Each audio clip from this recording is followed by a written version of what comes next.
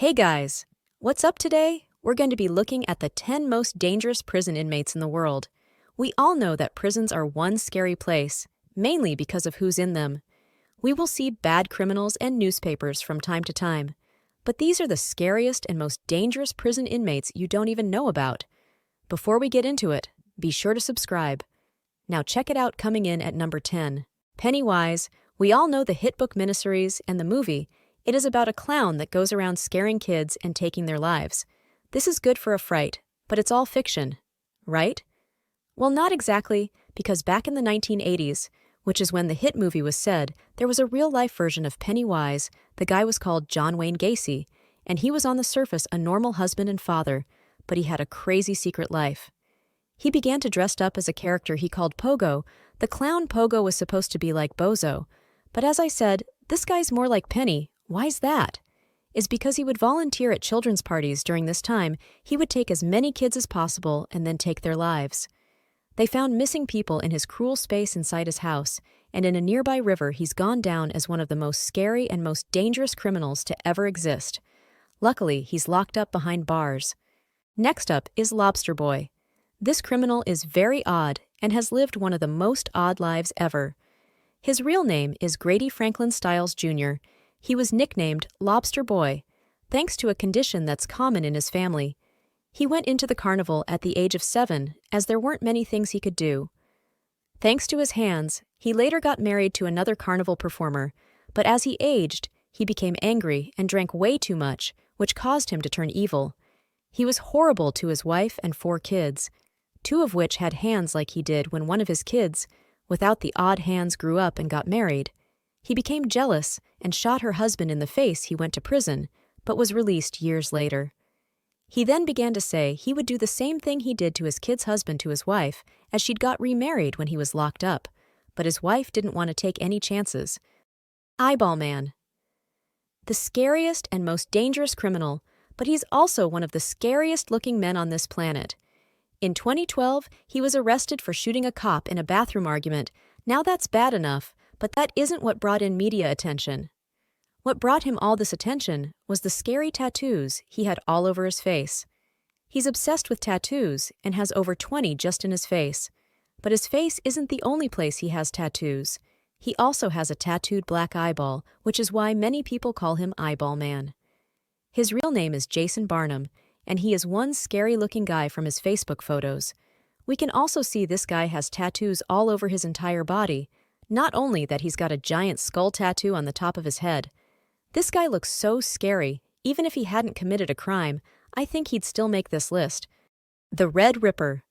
This guy's nickname is the Red Ripper. It's a parody of Jack the Ripper, who took the lives of hundreds of women in England many years ago. This guy is from Rostov in the Soviet Union, which is now Russia. His real name is Andrei Chikatilo, and he took the lives of over 52 women and children over a span of 12 years. He was a suspect in many crimes for many years and was in and out of jail, but there was never enough evidence to convict him of anything serious.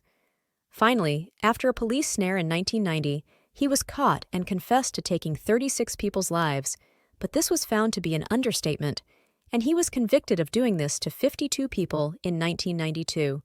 However, it seems the Russian police wanted him to get some karma, so they took his life as a punishment. This guy looks seriously creepy. Next up is Monster. She is so evil. It's Hollywood-worthy. A movie was made about her and her crimes, and Charlize Theron won many awards for playing her in the movie Monster. She took the lives of 7 men between the years 1989 and 1990. She unfortunately did have a pretty rough childhood, but that still didn't stop people from being seriously angry when her crimes came to light in 1991. She was arrested and confessed to everything. 4 days later, she remained in jail for about 11 more years until she passed away herself. Thanks to the jury votes in the court, she was acting crazy and freaked out all the jurors and even the judge. The reason she got such a harsh sentence is because she showed absolutely no remorse and said she would happily do it all again. Game show contestant. The most scary and dangerous men ever, but and of the creepiest, his name is Rodney Alcala, and he took the lives of 5 women in the 1970s. He subsequently admitted to doing just 34 more times, And now cops believe he's done this more than 140 times across the USA after more investigations. But the creepy thing about this guy that he will always be remembered for is appearing on a game show called The Dating Game, and believe it or not, he actually won. He was introduced by the host as a photographer, which is creepy as he would know his victims, who were mainly models to him, by saying this in the show. The woman would ask questions to a bunch of guys to determine which guy was the best to go out with. According to the audience, one of the women named Cheryl's question said what's the best time. He replies nighttime, because night is the only time there is, and tonight is when things really get good. There were a lot more creepy answers to questions I won't even get into. Underwear strangler. You can tell by this guy's name, he is seriously strange. This guy's real name is Johann. You can't Wiegen, but he went to Jack, he's Austrian, and ever since his youth he was in and out of jail for petty theft and things like that. But in 1974 he changed. He strangled a woman with her own bra until she passed. He then did this to around 40 more women, and then moved to LA where he did it some more.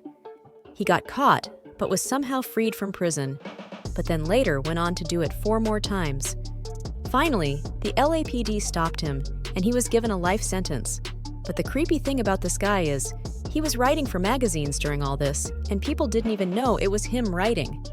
Imagine your favorite columnist doing something like this. I don't know about you, but that would really freak me out. Human plague. This is a nickname nobody wants to have.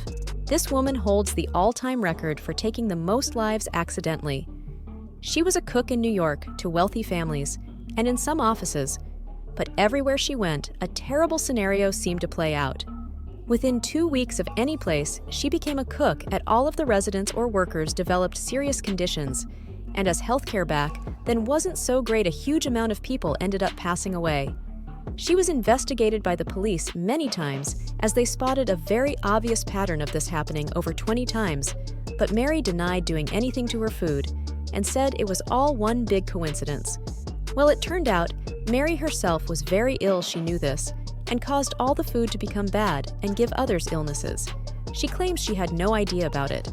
She was treated and then lived freely outside of jail, and the police actually acted like she was a victim because she was sick.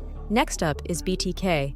This guy's real name is Dennis Rader, but the authorities and the media calls him BTK. I'm not going to go into what that means, but suffice to say it ain't nice. Between 1974 and 1991, he took the lives of at least 10 people in Kansas, USA. Much like the Zodiac, he would taunt and tease the police with letters mocking them for not being able to catch him, but these letters actually led to his eventual arrest in 2005. But the kicker is how they found out the BTK was Dennis. He sent them a floppy disk with a message making fun of the police. You couldn't catch him, but from that, they extracted a deleted file about his church, as he was an avid remember. Surprisingly, they then used DNA evidence of him on the floppy disk and at the church, and finally tracked him down and arrested him. He was found guilty of 10 people's passings. Hands-on is famous as he took over 5,000 lives just by using his hands. Hence the nickname. Hands-on, his real name was Sol Fickler, and he was around during the Ottoman Empire. He took an average of 4 lives per day for 5 years, but how did he do it with his bare hands? Well, it was all by strangling, believe it or not. He did this to every person, and it worked every time. He was either very strong or very skilled, but he's definitely a madman. This one is pretty historic, going all the way back to the Ottoman Empire, but there were terrible people back then too. I guess he had no motive, or at least no known motive, and historians say he would make an amazing athlete today. But to top it all off, he actually worked for the ruler of the Ottoman Empire at the time, and was their royal gardener. But he never went off to the ruler or anyone of much importance. Maybe that's one tangle he knew he wouldn't have won. As always, thanks for watching now. Leave a like if you enjoyed, and if you haven't already, what are you waiting for? Subscribe to most mind-blowing top 10s.